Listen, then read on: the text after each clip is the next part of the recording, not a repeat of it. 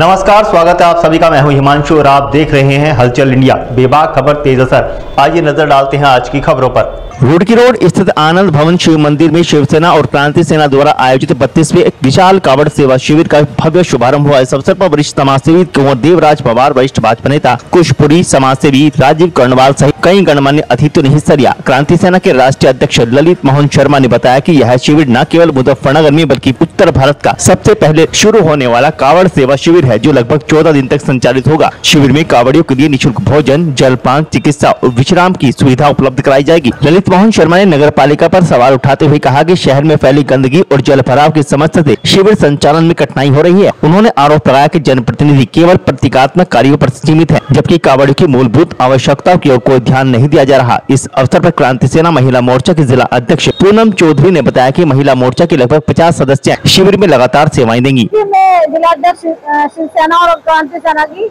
हमारी महिलाएं पूरी सक्रिय रहती है। सुबह शाम दोपहर यहाँ पर आकर ड्यूटी देती है, खाना खिलाती है और हर तरह से महिलाएं जो है शाम तक रात के 10-10 बजे तक महिलाओं का सहयोग रहता है। हमारे ललित मोहन शर्मा जी जो हमारे यहाँ के कर्ता वर्ता है, पूरा महिलाओं का भी सहयोग करते हैं कि महिलाओं के आने जाने में कोई दिक्कत ना हो। रात को अगर कोई महिला देर से होती है तो घर भी पहुँचाने की सुविधा करते हैं। तो हमारा जो कांवड़ सेवा शिविर है ये बहुत ही सक्रिय रहता है। क्रांति सेना महिला मोर्चा की कितनी महिलाएं इसमें सक्रिय रहेंगी? देखिए, हमारी क्रांति सेना की कम से कम 30 महिलाएं पहले भी सक्रिय थी और अब तो लग रहा है कि क्रांति सेना की कम से कम 50 महिलाएं सुबह शाम दोपहर सक्रिय रहेंगी। आज क्रांति सेना और शिवसेना का यह 32वां कावड़ सेवा शिविर है और जिसके शुभारंभ के अवसर पर यहाँ पर शहर के गणमान्य लोग मौजूद हैं।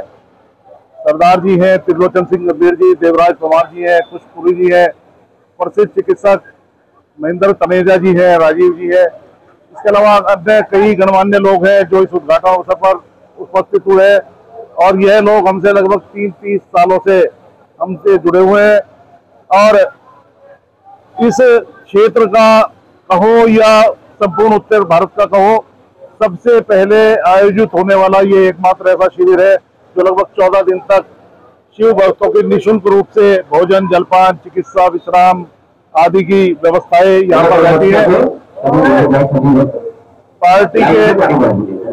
पार्टी के तमाम पदाधिकारी कार्यकर्ता 24 घंटे शिव भक्तों की सेवा में लगे रहते हैं और जनपद के तमाम गणमान्य लोगों का भी पूरा सहयोग इस शिविर को मिलता है।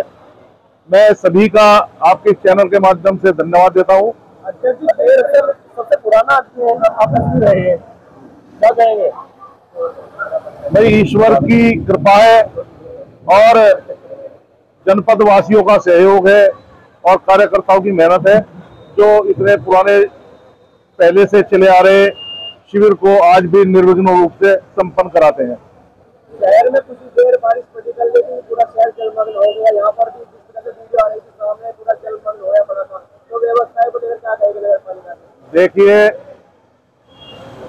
यह इस समय देश में भी प्रदेश में भी राम राज्य की सरकारें हैं, राम राज्य की सरकारें बोला जाता है, लेकिन मुझे ऐसा लगता है कि पूर्ववर्ती सरकारों के मुकाबले यह सरकार फेल है, क्योंकि पिछले 3-4 सालों से सफाई की व्यवस्था, गंदे पानी के निकास की व्यवस्था और शिविरों को किसी भी प्रकार से कोई सुविधा उपलब्ध प्रशासन शासन की तरफ से नहीं होते। यहाँ तक के जनप्रतिनिधि भी जो पूर्ववर्ती सरकारों में शिविरों को सहयोग देते थे, वो भी लगभग उस सहयोग से अब बचते हैं और उनका कोई मुझे योगदान केवल फूल बरसाने के अलावा कोई योगदान उनका नहीं दिखाई देता कि वो किसी कांवड़िये के लिए कुछ करते हो या इस कांवड़ यात्रा के लिए कुछ करते हो या शिविरों को कुछ देते हो। कोई ऐसा उनका सरकार का मंशा नहीं दिखाई देती, ना उनसे जुड़े नुमाइंदे जो है, ना उनकी कोई ऐसी स्थिति होती। केवल इतना जरूर है कि वो हेलीकॉप्टर से अगर फूल बरसा देंगे, चौराहे पर खड़े होकर फूल बरसा देंगे, लेकिन टूटे फूटे गड्ढे, जल भराव की समस्याएं सबके सामने है। कल 1 घंटा की बारिश में पूरा शहर जलमग्न हो गया।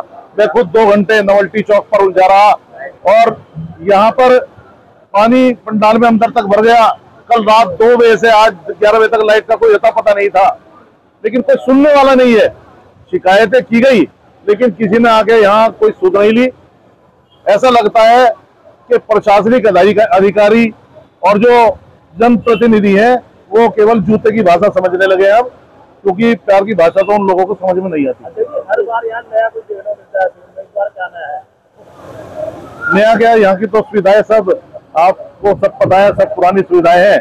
कच्चे भोजन की व्यवस्था है, पक्के भोजन की व्यवस्था है, चिकित्सा की व्यवस्था है, इसके अलावा दूध, चाय, जो भी एक शिव भक्त को की आवश्यकता है वो इस शिविर में सब उपलब्ध होती है।